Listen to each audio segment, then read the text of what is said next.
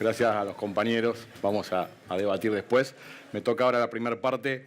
Y bueno, abrimos esto con una pregunta. ¿Qué es el onboarding digital? La pregunta es, en realidad, ¿quién de todos ustedes está haciendo hoy algún proceso, está llevando adelante en la compañía un onboarding digital? Bueno, bastantes. ¿Quién de todos ustedes tienen presupuesto para eso? Acá los dos vendedores marcan por favor a la gente para después. No, chiste. Bien, ¿qué es el onboarding? Del onboarding se habla mucho y en realidad lo que sucede con el onboarding es que queda solamente en la primer parte, que es enrolar a la gente de forma digital, ¿sí? O sea, se quedan todos los discursos en ese momento. Es decir, ¿cómo hago yo para enrolar a las personas de forma digital? Pero no alcanza solamente con esto.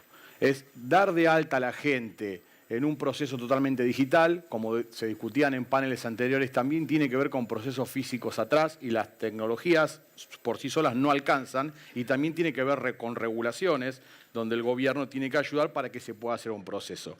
Pero por sobre todas las cosas, lo que tiene que tener en cuenta en los temas digitales son temas de seguridad. No alcanza con identificar a la persona, porque el primer proceso es quién es la persona que se está dando de alta en ese canal. ¿Para qué? Para evitar la suplantación de identidad. Listo, yo sé que Marcelo Fondacaro está ingresando a mi organización, se está dando de alta. Digo, bueno, hasta ese momento yo sé quién es. Lo que pasa es que el próximo paso es descubrir qué es lo que quiere hacer. Y ahí es donde viene el gran problema de la industria, es saber qué quiere hacer, y ahí es donde vienen después los fraudes.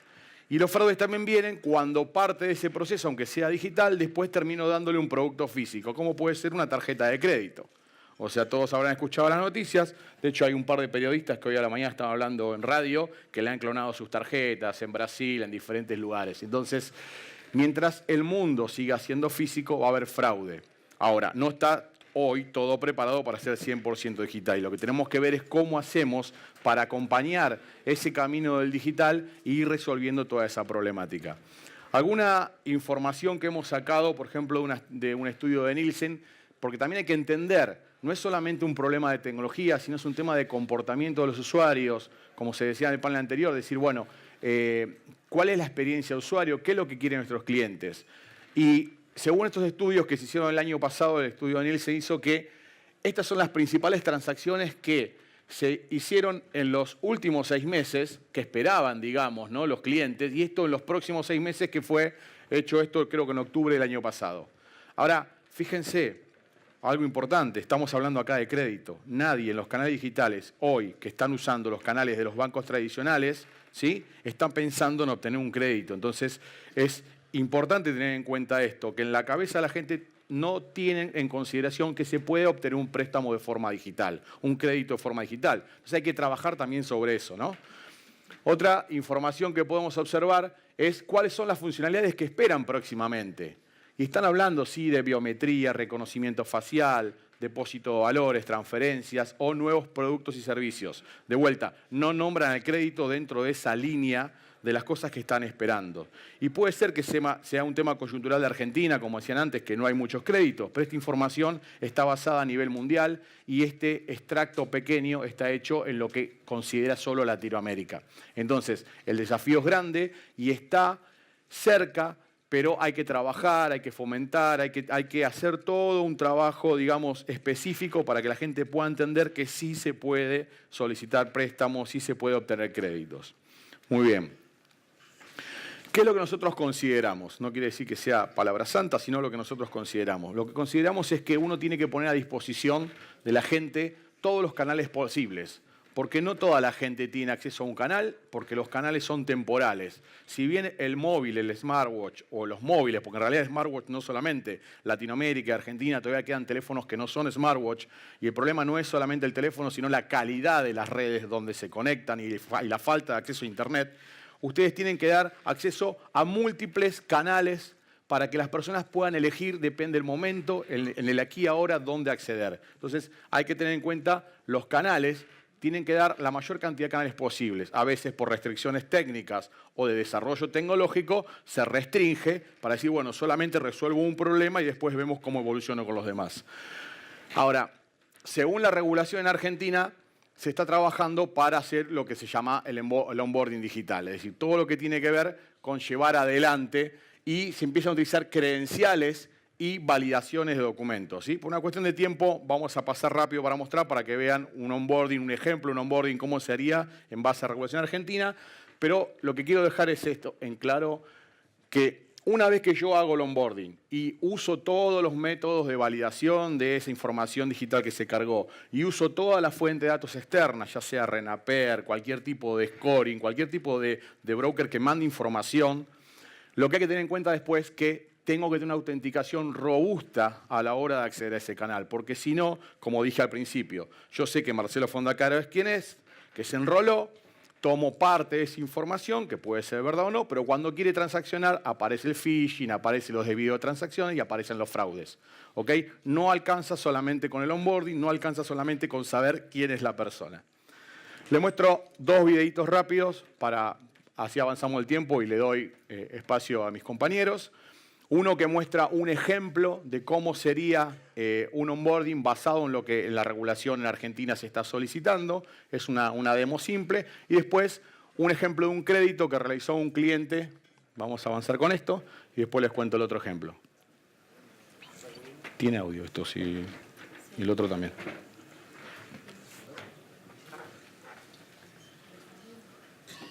Acá van a ver el proceso estándar donde la mayoría de las compañías están haciendo onboarding, es tomándose la foto del documento, escaneando la información que en el documento existe para hacer una carga rápida. Pero como les decía, asegúrense que en sus procesos de onboarding haya biometría. O sea, no alcanza solamente con sacar la foto de la persona y mandar la información y validar que esa foto es real contra el RENAPER. Lo que tienen que asegurarse es que la persona es quien dice ser, ¿sí? Y que se está haciendo biometría a esa persona y se están registrando patrones biométricos en su tecnología para poder después validar en los procesos de login posterior. No solo el onboarding, sino lo posterior. En este caso lo que se está haciendo es eso, es una validación biométrica, además de validar la información centralizada, ¿sí? O sea, no solamente confiar en fuentes de terceros, sino también generar su propia fuente y asegurarse que es quien dice ser. Cuando la persona vuelve a ingresar al canal, lo que tiene que asegurarse es que es él.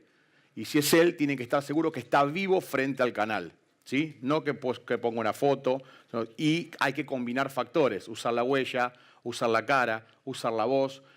Y lo recomendable, como mostramos antes, es un segundo factor de autenticación. Es decir, para los que nos conocen, porque sé que hay variedad de público, un factor que asegura que no haya desvío en las transacciones, generalmente llamado soft token, ¿sí? Ya no usar tarjetas coordenadas o token físico, que son elementos que son muy vulnerables, usar un segundo factor para firmar cada transacción de forma digital. Y les muestro rápido un ejemplito de un cliente nuestro que ha hecho... ¿Se demora mucho arreglándolo? Tengo una reunión en 1 hora. Demora porque toca buscar el repuesto. Aquí lo buscamos. ¿Me espera hasta fin de mes para pagarle? ¿Hasta fin de mes? ¿Uga uga? ¡Uga! Deja de ser un uga uga. Si tienes tu nómina en BBVA, puedes adelantar una parte de tu sueldo desde tu celular cuando lo necesites. Hoy las oportunidades están en tus manos y el banco en tu celular. BBVA, creando oportunidades. Bien, este es un ejemplo.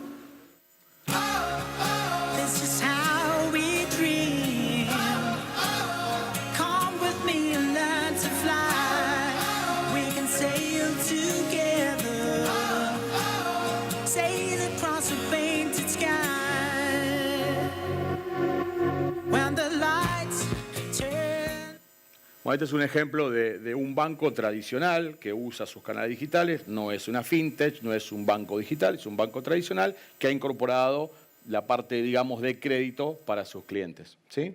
Ahora le damos paso a... Gracias, Marcelo. Un aplauso para Marcelo Fondacaro. Bueno, muchas gracias. Ante todo, Pablo, felicitaciones por el evento. O sea, yo creo que estoy muy sorprendido por la convocatoria, pero en realidad quizás no deberíamos estar sorprendidos de la evolución del tema, digamos, ¿no? O sea, yo creo que el tema de todo lo que es crédito online y el tema fintech, bancos, regulación, está muy ahí y pues yo creo que todo positivo. Creo que lo que no hay duda que hay un potencial enorme para todos. Y quizás cambiando un poco lo que vos sacaste, no sé si fuera contexto, o lo que dijo Juan Liach, o sea, yo creo que el gran ganador en el fondo es el consumidor, digamos, ¿no? O sea, yo creo que el gran ganador de lo que está pasando vamos a ser nosotros como consumidores y receptores de créditos. El panel se llama el tema del onboarding digital y online.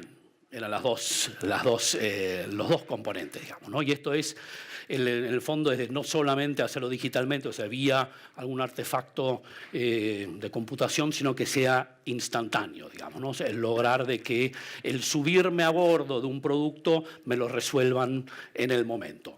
No estamos del todo ahí, pero creo que es a lo que vamos. Yo lo voté, esto tiene un par de factores, claramente un tema tecnológico y un tema regulatorio.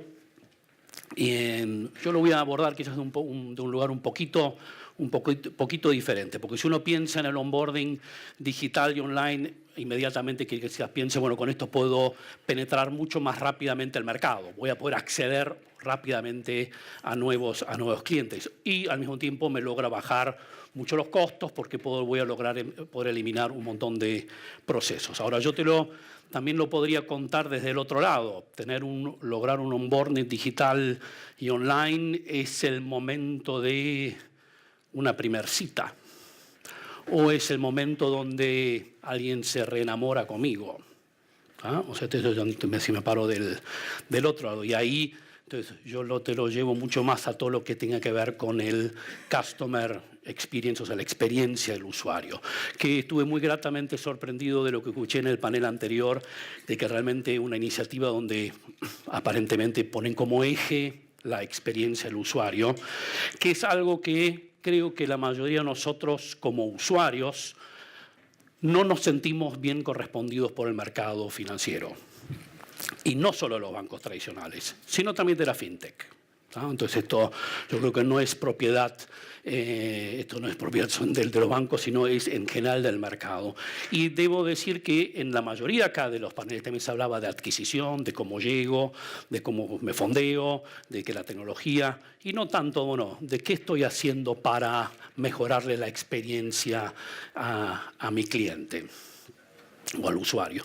Y este es el tema, y para volver un poco a la introducción, o sea, Hexagon somos en el fondo una empresa de consultoría que ayudamos a las empresas, a nuestros clientes, a implementar software estándar, en este caso alrededor de la empresa SAP, que tiene que ver primordialmente con la experiencia del usuario.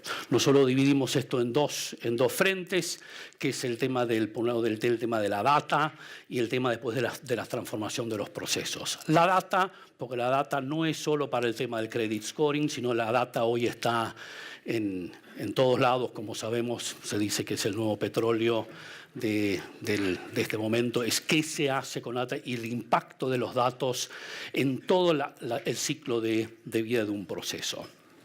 Y quiero volverte, el onboarding es el primer momento de la verdad del cliente, ¿no? Entonces, el invertir no solo en la tecnología detrás, sea biométrica, sea lo que haga falta para poder permitirlo, es en el tema de entender qué es lo que está buscando el cliente. Y no es lo mismo un cliente que está sacando un crédito para un viaje que aquel que necesita refinanciar una deuda que ya la viene refinanciando hace 5 meses. Entonces, cómo lo abordo es diferente. O quizás dicho de otra manera, si lo abordo personalizadamente, voy a tener una mucho mayor chance de que quede conmigo. Mucho se habla de los millennials versus, pero hablamos de mi mamá, de que la tecnología sirva para mi mamá, pero también para los millennials. Pero yo creo que hay algo en común de Nueva York que nos une, yo diría, a todos, que es en el fondo que buscamos relaciones duraderas. Si bien la inmediatez o la velocidad de la tecnología nos va a permitir cambiar y elegir un producto o tener mucho más de un producto, en el fondo buscamos cultivar relaciones que se mantengan en el tiempo. Y eso vale también para nuestros proveedores financieros. Así que bueno, esto es lo que hacemos en Hexagon. Un pequeño comentario adicional, algo que me sorprendió de esta conversación, pero quizás pueda ser lógico para quizás lo que veamos del mundo más de tecnología. Acá hasta ahora presentaron mucha fintech, ¿no? Tecnología. Y fue notable que varias, no una sola, mencionaba que su valor diferencial iba a ser el desarrollo propio. El desarrollar cosas propias, como que eso es su diferencial de mercado. Eso viniendo desde el mundo de tecnología de muchos años, eso son discusiones que se viene hace muchísimo tiempo y en realidad está como claro que lo que gana no es, lo que lo diferencia de empresas no es el desarrollo de algo único como un programa de computación, sino el proceso y cómo atiendo al cliente. Entonces yo me enfocaría mucho más a estas empresas como sugerencia a enfocarse a buscar qué hay para ayudarme a mejorar cómo me relaciono y no pensar que el desarrollo propio va a ser un diferencial, que puede llegar a serlo, pero en el muy corto plazo. Y como último mensaje yo mencioné una empresa con la cual trabajamos, que es la firma SAP. Esto es para simplemente, si bien está en un mundo fintech, creo que aquellos que piensen que SAP todavía es sinónimo de un sistema de contabilidad para empresas grandes, los invito a hacer googlear un poquito y entender todo su portafolio de innovación, con uno que a la cabeza que se llama SAP Leonardo, que busca la combinación de todas estas cosas muy del sistema financiero, del tema blockchain, inteligencia artificial, machine learning y Internet of Things. Muchas gracias. Gracias, Reinhard. Un gusto. Bueno, primero, a Pablo y a todo el equipo de Roadshow, felicitaciones. Acá también, no solamente por el evento, y contarles un poco al público que uno de los desafíos de Pablo cuando me pidió que arme la presentación es justamente tratar de dejar un mensaje al público y me lo definió claramente según los inscriptos y sus características. Entonces, un poco el mensaje voy a intentar al menos tratar de transmitir algo que les pueda ser útil, ¿no? El título es Innovación. Vamos a tratar de hacer un abordaje de varios aspectos de la innovación. En un minuto resumir el contexto de lo que está pasando, por lo menos en el contexto fintech en Argentina. Ya se viene hablando toda la mañana de esto. Voy a ir muy rápido. Y después en 3 casos concretos de lo que estamos trabajando con el estudio, con Poinsenot. Uno es básicamente en el modelo colaborativo, que nos pusimos en serio a trabajar en un programa de colaboración entre un banco y varias fintech. Lo voy a tratar de resumir y contar un poco las experiencias y cómo está resultando. El otro sombrero que tengo, que me gusta mucho porque aparte lo puedo bajar a la realidad, es el de emprendedor fintech. Voy a resumir 2 o 3 características o lecciones aprendidas dentro de encarar el desarrollo de una empresa fintech en Argentina, lanzarla y tratar de ayudar a responder un poco a la pregunta que dijiste hace un rato también desde los medios, Pablo, qué tenemos que hacer, un poco la experiencia de cuando uno se pone manos a las obras a tratar de crear una empresa subiéndose a la innovación digital. Y por último, un caso que estamos trabajando ahora y que para nosotros es casi un caso de los más desafiantes que tenemos y creo que puede llegar a ser muy interesante de cómo vamos a colaborar en una empresa, ya metiéndonos en serio nosotros incluso con tecnologías del estudio para llevarlo más del mundo offline al mundo online en préstamo al consumo, ¿no? Que es un poco el foco del evento de hoy. A nivel contexto, está todo redicho. Déjenme solamente dejar en claro que esta persona desde el año 1996 ya estaba hablando de la problemática de que el banco no estaba resolviendo nada. Nosotros hoy en Argentina no descubrimos nada, ni hace 3 años. Año 1996, pongamos contexto del mundo, recién nacía Internet. Bill Gates estaba empezando a crear un imperio tecnológico y ya creo que en su cabeza habrá estado pasando en aquel momento si se dedicaba a hacerlo montando sobre darle mejor servicio tecnológico en los bancos o en lo que hizo, pero él ya lo tenía planteado. Hay un paper de Bill Gates en el año 1996 que habla de la problemática de los bancos y por lo cual no son necesarios y el banking como servicio ya está. No tiene desperdicio, 1996. Hoy lo que nos encontramos es que el cliente o el usuario ha cambiado. Ya no existe el concepto del banco como estaba instaurado antes, sino ahora como el banco como lo quiere el usuario. Hoy es el banco como quiero y lo necesito. Una persona interactúa con su banco desde el inodoro de su casa y esa es la necesidad que está teniendo hoy por hoy. Y eso es a donde tenemos que ir y resolver la problemática y de donde hay que posicionarse. El servicio financiero donde quiera, el usuario. El teléfono celular, ya es una parte de una estrategia de todos, ha creado zombies digitales directamente. Hoy el teléfono celular hace todo por nosotros y todo debería estar en el teléfono celular. El banco también, los servicios financieros también. No podemos perder ese contexto que es la realidad. El uso de no efectivo, no solamente en países desarrollados como Estados Unidos, sino países como China, que tienen un modelo económico totalmente distinto, está bajando radicalmente. En China el 84% de las personas ya no usan el efectivo. Es un país con distintas características rurales, geográficas, tecnológicas, pero ya el 84% de los chinos, que es una cantidad enorme de personas, no usan efectivo, están pasando a medios digitales y específicamente al celular para el uso, porque saltearon la tarjeta de crédito. Hoy justo a la mañana conversábamos un poco de eso con una persona acá en este mismo evento. El banco tiene desafíos enormes porque tiene muchos frentes que se están empezando a reconvertir del negocio. No se encuentran con los problemas de qué hacer con las sucursales solamente, sino también qué voy a hacer con el PIN, con el acceso a seguridad al banco. Son temas transversales que para un banco hacer un cambio es disruptivo. Digamos. Ya la gente no quiere, o el muy viejo como nuestros abuelos que no se acuerdan los PINs, y no saben cómo usar su tarjeta de crédito, o los más jóvenes que les parece que ya tener que andar recordando contraseñas con toda la tecnología que hay les parece súper complejo. El 30% de las rentabilidades del revenue de los bancos está pasando a ser a mano de fintech. Esto ya un poquito más americano, pero es una realidad, y la cantidad de bancos y de inversiones en el mundo fintech es impresionante. Miren rápidamente los números en la pantalla, no los voy a conversar. Bueno, para los fanáticos de Netflix y de los videos o de las series, esto más de contexto de los nuevos players. Orange es del nuevo banco. En Inglaterra, Orange, que es Telecom, ya solicitó su patente de banco y se metió en el negocio de bancos y va a empezar a pelear en el negocio de bancos con los bancos, teniendo ya un activo muy grande que son los usuarios y toda la información de los bancos. Hay nuevos players muy diferentes a lo que estaban antes a participar del negocio. Esto es muy reciente, pero también empieza a verse. En Argentina se va a ver en breve también. Cuando se busca préstamos en Internet, esto es Argentina, ya 1 de cada 20 búsquedas van a una fintech en Internet. Esto es Google. Hay un informe reciente de Google que ha actualizado y está empezando a circular, y hay que empezar a tener en cuenta este tipo de información. En Argentina también, 7 de cada 10 de los argentinos investiga online hoy ya los productos y los servicios financieros, y el 68% quiere ya recibir una recomendación de compra por el canal digital. Esto es información argentina provista por Google. Por último, también dato argentino, 9 de cada 10 ya prefiere comprar sus productos bancarios online, y 1 de cada 5, estadística actual de Google en Argentina, estaría dispuesto a trabajar con un banco sin sucursales. Ya no considera la sucursal, 1 de cada 5, como un driver para poder interactuar con su banco. Esto un poco cerrando un modelo de contexto de lo que venimos hablando todos, no es ninguna novedad, es realmente lo que está sucediendo. Voy a hablar unos 30 segundos ahora del modelo colaborativo. El modelo colaborativo es realmente, desde mi punto de vista, lo más complejo que uno se puede plantear a tratar de resolver.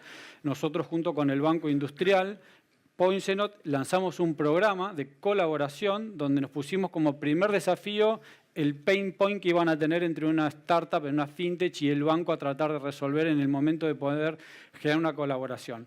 Que nos pusimos desafío buscar la manera de que tanto el banco como la fintech puedan participar o busquen resolver el negocio compartiéndolo. Porque muchas veces cuando se busca modelos colaborativos se busca por algunos otros aspectos que no tienen que ver justamente con el negocio. Es ver cómo te invierto en la fintech y me quedo con tu tecnología y tus procesos más ágiles, ver cómo puedo obtener del banco clientes para mi fintech. Y en este programa nosotros desarrollamos, que hicimos una convocatoria el año pasado. Básicamente fue un programa que duró 10 meses y lanzamos la convocatoria en marzo del año pasado. Se presentaron 30 startups. De las 30 startups fueron por un proceso de acompañamiento para que el banco vaya permeando la cultura de interactuar con una fintech en un programa de por lo menos 10 semanas solamente para evaluar la factibilidad o no factibilidad y el match entre la fintech y el banco. De esos 30 startups quedaron 4 seleccionadas. De esas 4 seleccionadas, fuertemente, con mucho trabajo, tanto de todas las áreas del banco, con el emprendedor, en varias sesiones y reuniones de trabajo, se lograron básicamente 2 alianzas. Una es entre Moon Money Online, que es un caso que voy a hablar ahora en 10 segundos, que es una startup que fundé, y el banco para dar créditos de capital de trabajos a las pymes, y la otra es de Albor, que es un ERP de producción de agro, donde puedes manejar y gestionar todo tu campo con información muy rica de lo que estás produciendo para poder hacer análisis crediticio y ofrecerle mejores condiciones de crédito a los productores. Esas dos ya se lograron, hay 12 startups más que están avanzando. Es todo un proceso realmente bastante desafiante para poder lograr este match y estamos encarándolo de esta manera. Ahí desde un rol más consultor o de asesor del banco y proveyendo la capa tecnológica, sobre todo lo que es la tecnología API, que hoy está muy de moda, para poder lograr la interacción de la fintech y el banco. Si tuviese que resumir y explicar en 2 segundos ¿cuáles son los mayores desafíos de encarar un proyecto de conversión a digital o de digitalización de un negocio? Sin duda está de pasar la idea a la realidad de la startup, digamos, ¿no? Yo discrepo un poco de lo que venimos conversando, si hoy es solamente el onboarding o un proceso X o un proceso Z, ¿no? Realmente hay un desafío muy grande en una parte de entender lo que necesita el cliente y después en tener una capacidad con un equipo de ejecutarla, digamos, ¿no? Pasar de esto, de la idea al MVP, al producto mínimo viable, y del producto mínimo viable a realmente que eso se conforme y se cree un usuario. Cualquiera en un fin de semana mapea y dice cuáles son los pain points de los clientes, se arma su matriz y más o menos tiene la hoja de ruta de lo que tiene que hacer. No es tan complejo identificar el problema. Lo complejo es realizarlo, llevarlo a la práctica, digamos, ¿no? En eso, si quieren, es como lecciones aprendidas. A nivel desarrollo fintech en Argentina, quiero dejar 2 cosas. Sé que estoy pasado de tiempo. Una es, está muy claro desde el regulador y de los players o de las entidades, instituciones que toman decisión en Argentina, qué va a pasar con la fintech. Han dejado mucho espacio a la fintech, tanto el Banco Central comunicó que no va a regularlas o que no las ve en este momento con necesidad de regularlas, eso desde Sturzenegger, el presidente del Banco Central, hasta todas las iniciativas que están haciendo, como la mesa de innovación del cual estamos participando y colaborando, que muchas de estas cosas tecnológicas les llegue al banco.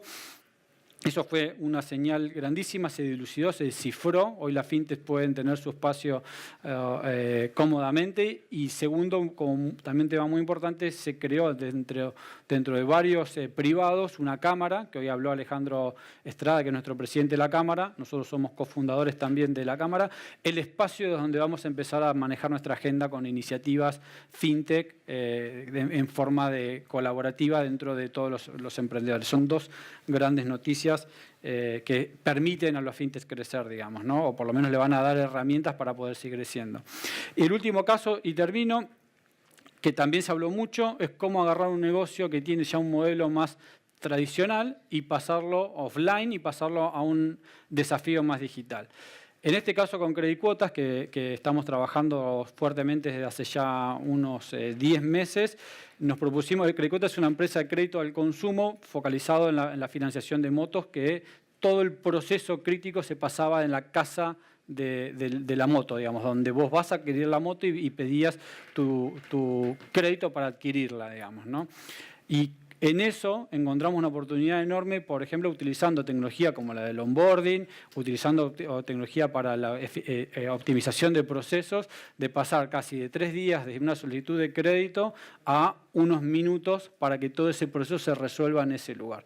Eso ha generado en esta compañía, en Credicuotas, la impronta ya de compañía que empieza a pensar en la tecnología como algo muy importante en su estrategia de negocio, y claramente ahora todos sus productos van a ir con una impronta fuertemente digital y convirtiéndose en una empresa fintech, ¿no?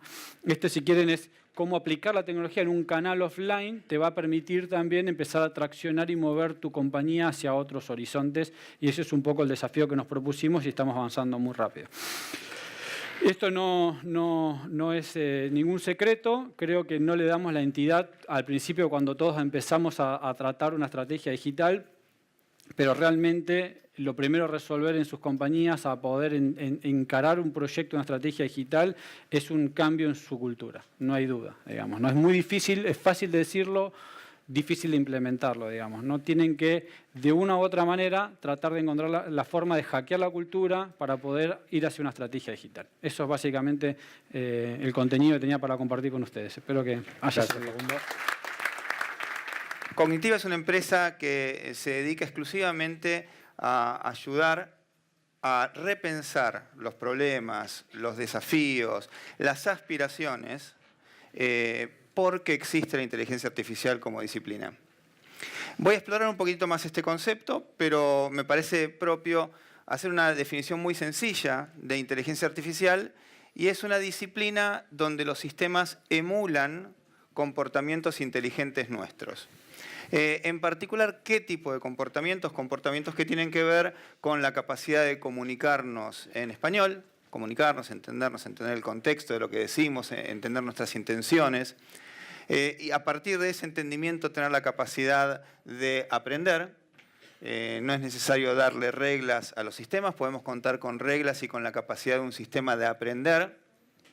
Y este tema de aprender también nos permite usar fuentes de información que no son fuentes de información tradicionales. Hablábamos mucho de la movilidad.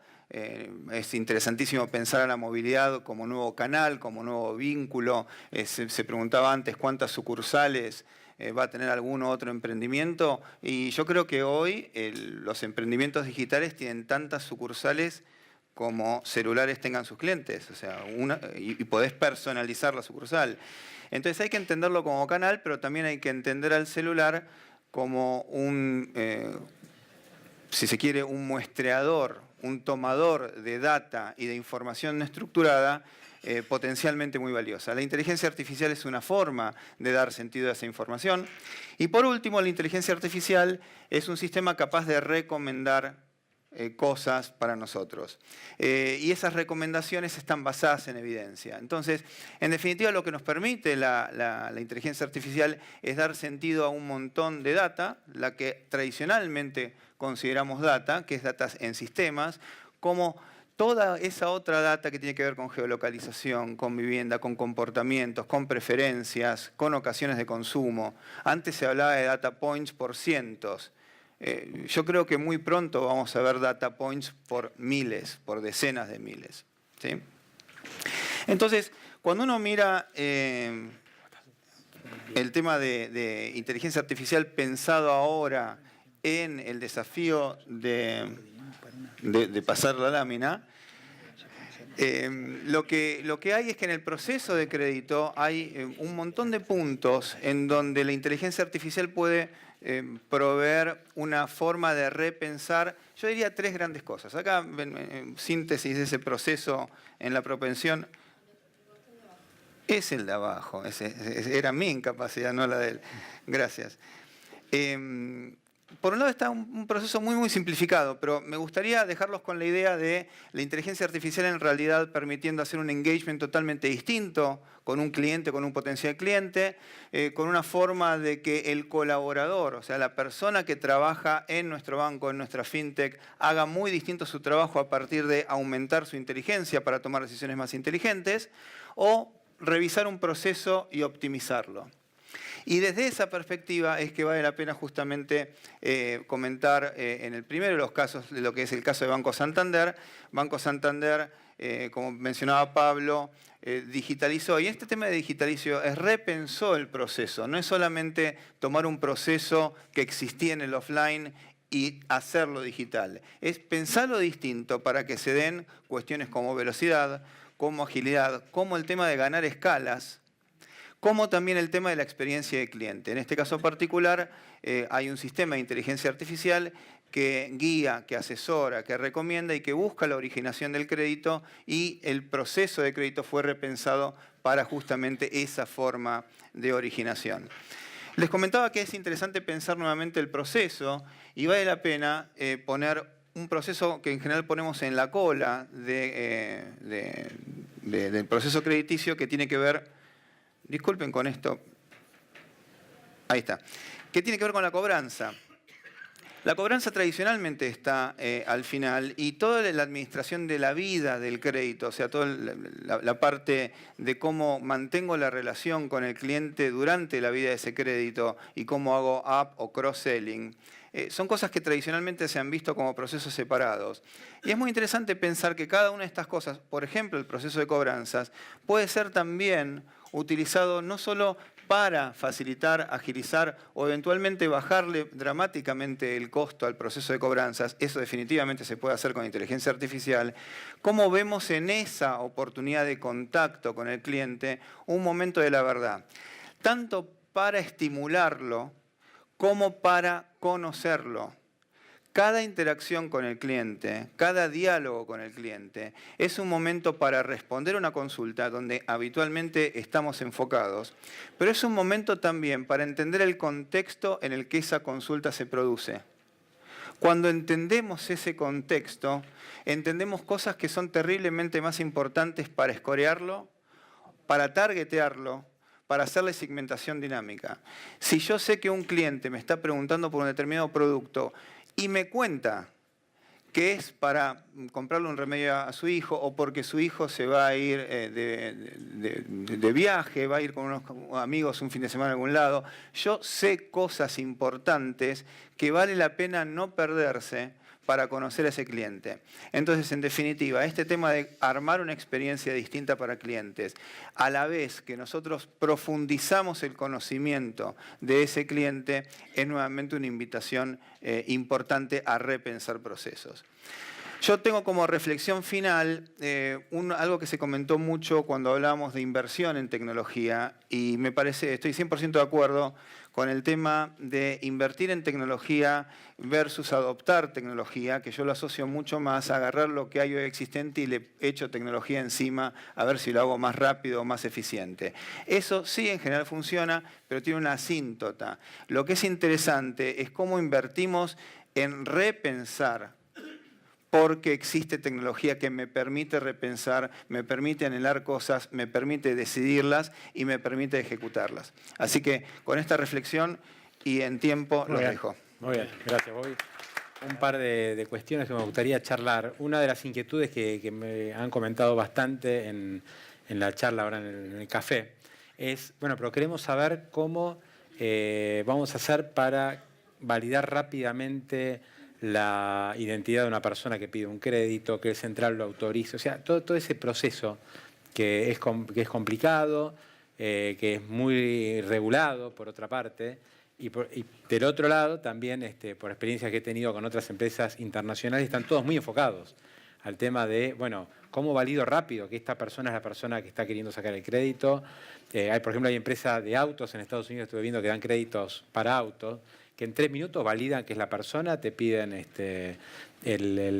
ID, que puede ser una licencia de conducir, que te mandes una selfie, algún otro dato y te dan el crédito automáticamente. No sé, Marcelo, o alguien más que quiera comentar sobre eso, me parece un tema fundamental. Básicamente lo que estás contando, o sea, lo que se utiliza es la biometría y utilizar factores, o sea, generalmente en temas de seguridad sucede en la industria financiera que es algo que yo tengo y algo que yo sé. Y cuando vas al mundo digital, eso no existe. O sea, algo que son dos cosas que yo sé. Generalmente usuario y password son dos cosas que sé, pero no tengo algo para entregar. Generalmente es una tarjeta de crédito, una tarjeta de débito. Entonces, tenés que resolver ese problema que es algo que yo solamente puedo tener. Se supone que tu documento vos solo lo podrías tener. Se supone que tu celular vos solo lo podrías tener. Pero hay algo más importante que eso, que es tu biometría. Y eso sí solamente vos lo tenés. Entonces, la combinación de todos esos factores más la biometría hace un primer acercamiento. Obviamente que todavía no hay un 100% de seguridad de que no te puedan suplantar. O sea, por ejemplo, vi en una presentación decís, bueno, uso, no sé, la geolocalización. Si voy a hacer un fraude, me paro en la casa al que le hago el fraude y me geolocalizo, digamos, ¿no? Siempre el que quiera hacer fraude va a estar pensando. Ahora, ¿qué pasa? Al usar un celular, tendrías que clonar eso en N celulares y utilizar ese único celular no podría ser para muchas personas. Entonces, lo que siempre hay que hacer es combinación de factores. Usar datos que existen de bases, validar eso y después dar un incremento digamos, con el tiempo. Es decir, vas dando préstamos, lo vas validando, lo vas monitoreando y vas incrementando la posibilidad para reducir el fraude. Le quería preguntar a Facundo, vos hablabas de Credicuotas, una experiencia offline para ir 100% online, que es la idea. Sí. ¿Con qué te encontraste en el camino? Pregunta muy amplia, digamos, ¿no? En Credicuotas, obviamente, es una empresa que ya se lanzó al desafío del mundo digital y por ahí probablemente el primer aspecto que estuvimos discutiendo seriamente al principio era si realmente tenía sentido o no sentido en una empresa que ya administra 1.000 millones de pesos de crédito con un modelo establecido y estable, digamos, con un buen crecimiento, como para hacer una apuesta y una reconversión de la empresa, ¿no? Entonces, al principio casi te diré es una toma de decisión. Si me va bien, ¿para qué voy a cambiar? Por ejemplo, o si ya tengo este segmento y tengo para crecer en este segmento, ¿por qué tengo que dispersar energía en esto? Obviamente, discutiéndolo estratégicamente al modelo y sometiéndolo a ciertas situaciones de estrés, el management, el directorio de la empresa tomó la decisión de ir al digital y ahora arrancó el proyecto, digamos, ¿no? En el sentido, qué habilidades tengo que tener, qué conocimientos, cómo lo vamos a ejecutar, qué cultura tengo que tener en la empresa para poder ir ahí, con qué estrategia, con qué tiempos, digamos, ¿no? Y lo bueno que tuvimos en Credicuotas fue que pusimos a prueba, por ejemplo, toda la experiencia del onboarding digital, que no era regulada por el Banco Central, entonces es mucho más flexible, claro.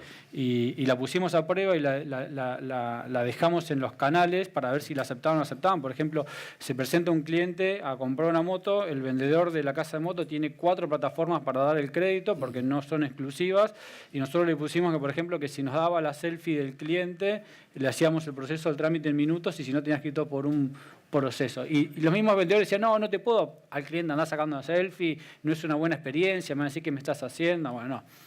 Pensamos que íbamos a lanzar el producto y el 20% lo iba a usar, rompió los récords en cantidad de personas que se prefieren sacar una selfie, sacar el trámite enseguida, no tener que andar esperando días y yendo y viniendo, y eso ha generado, por ejemplo, una velocidad rápida en la adopción de la tecnología con un beneficio en el negocio. Y eso empieza a romper barreras. Reija, vos hablabas antes de lo que es la carta de presentación de una empresa digital, ¿no? Cuando se presenta digitalmente. ¿Por dónde debe ir esa carta de presentación? ¿Qué es lo que...? Yo lo veo en general mucho más, bueno, hablaba de cultura, yo lo llamo más desde el punto de vista proceso, ¿no? El customer experience no es solo el diseño de la app puede ser, obviamente, es un factor de qué experiencia me estás dando, pero es en realidad en el tema realmente del proceso que hay detrás de que junto con la data que consiga, que tengo y que está disponible, hago tu onboarding más seductor, digamos, ¿no? Y yo creo que eso, o sea, veo con muy buenos ojos, hay proyectos de estos ya donde empiezan a combinar con la data y el proceso para mejorarle la experiencia al cliente. Para agregar un poquito algo sobre lo que dijiste recién de esto del tema de cuándo va a ser eso, de que en 3 minutos. Yo creo que va a ser muy rápido y no está la discusión tecnológica ya está resuelta, puede ser más bueno si no anda bien la red, si no anda muy bien la red telefónica, tampoco la respuesta va a ser buena. Yo no le echaría tanto poco la culpa al regulador.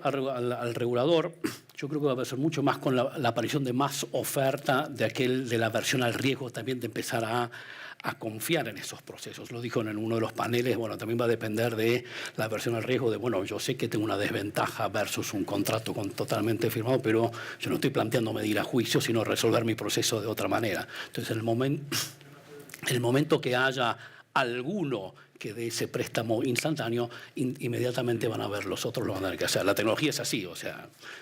Correcto. Lo último, Bobby, con Santander que hicieron este onboarding para préstamos hipotecarios, ¿cuál fue la conclusión? Recordemos que la gente no puede ir a la sucursal, ¿no? Con algo tan particular, tan importante como un crédito hipotecario, tenés que sí o sí entrar a través de la página web. Sí, la conclusión es que te sorprendés de cómo la gente adopta más rápido y con más facilidad de lo que vos pensás. Lo que decía Facundo se da, o sea, la gente valora mucho la simpleza, valora la agilidad, valora en definitiva una buena experiencia, y yo creo que hoy en digital vos podés tener una experiencia muy mejorada, muy curada, respecto a incluso al trato personalizado para algunas cosas. Entonces, yo creo que hay una cosa también interesante sobre el concepto de MVP que había planteado Facundo antes, no solo pensado en la aplicación, sino pensado en el proceso. O sea, yo creo que hay que experimentar más, hay que probar, hay que medir y a partir de ahí aprender y seguir haciendo.